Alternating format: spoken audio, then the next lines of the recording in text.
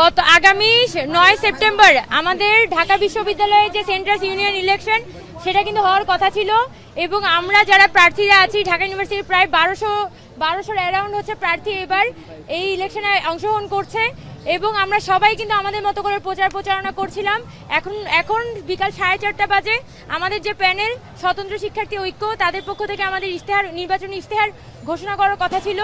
তার কিছুক্ষণ আগে আমরা জানতে পেরেছি যে হাইকোর্ট কর্তৃক এই যে ডাকসু ইলেকশন সেই আসন্ন ডাকসু ইলেকশন 21 অক্টোবর পর্যন্ত স্থগিত রাখা হয়েছে।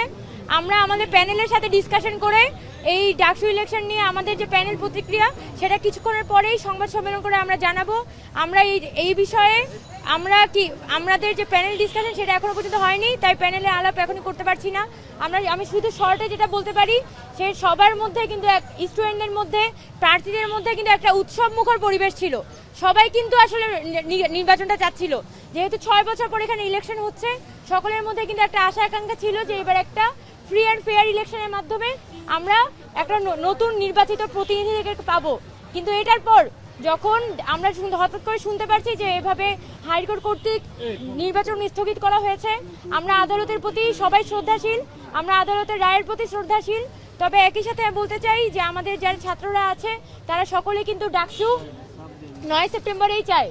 তো আমরা আশা করছি যে আমরা এই ডাকসু ইলেকশন নিয়ে কি করা যায়, আমরা কিভাবে করে হচ্ছে এই বিষয়টা মোকাবেলা করব সেটা আমরা পরবর্তীতে আমাদের প্যানেল ডিসকাশনের মধ্য দিয়ে আপনাদেরকে পুরোপুরি জানাবো।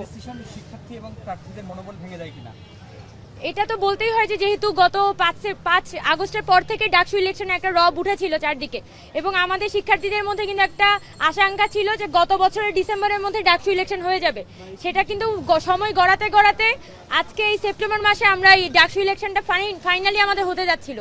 এর মধ্যে এরকম একটা সিদ্ধান্ত আমরা মনে করি যে ডাকসুকে অনেকখানি এটা প্রলম্বিত করে দিচ্ছে এবং আমাদের স্টুডেন্ট যারা আছে 1200 জন 1100 জন যারা প্রার্থী তাদের সবারই কিন্তু একটা আশা আকাঙ্ক্ষা আছে যে এই ইলেকশনটা ফ্রি অ্যান্ড ফেয়ার ভাবে আমরা পাবো।